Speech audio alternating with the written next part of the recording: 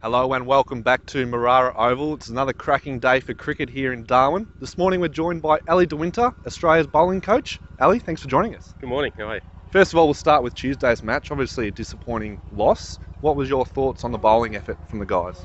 Look, we were steady without putting a good 50 overs together. A little like the first game, we were not quite as good as we wanted to be in the first 10 overs, and that'll be a focus for us today. But through the middle of the innings, we were quite good, but we gave up nearly 90 runs in the last 10 overs, so we were quite disappointed with that. But today's a fresh day for us. I think it shows just how important that last 10 overs was. What are the bowling plans, I guess, when you're entering in that period? We've simply got to execute better than what we did. Our plans are quite good, but we're just not executing as well as we want to be. To be taken down for 90 runs in that last 10 overs is really disappointing when we had some scoreboard pressure on them at the 40 over mark. So we'll be having a focus on that today to make sure we execute a lot better in that period of the game.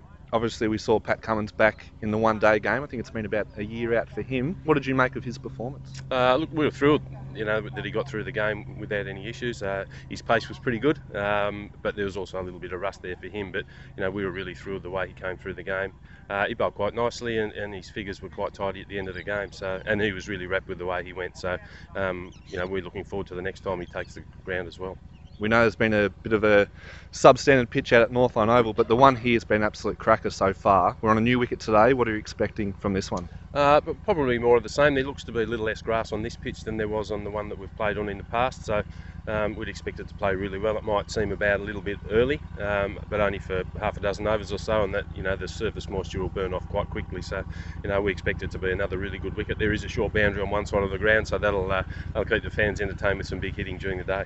And how does the lengths of the bowlers actually vary on the wicket depending on the situation in the innings? Well, we saw a little bit of wind about the other day, so we want our bowlers to get the batters hitting into the breeze as much as possible. So that can be defending one side of the ground more than the other. So there doesn't appear to be any breeze around today. So we'll just have to execute our plans really well, particularly to that short side of the ground. So we'll be looking to get the batting side to hit to the fat side of the ground, where we'll try and defend as best we can. Obviously, looking a bit further ahead, we've got a World Cup coming up in Australia next year. How exciting is it for you to be able to get your bowlers on home wickets in front of a big crowd, no doubt? Yeah, look, it's going to be exciting, and this is really the starting point for us as far as preparation go. There's quite a number of the players that are playing here this week that would be in contention for our World Cup squad, as well as the Zimbabwe tour that's coming up. So this is really the starting point of a long summer, and it'll culminate with the World Cup. So we're really excited about what lies ahead of us, but we know that we've got to prepare well and certainly play better than we have in the last few days.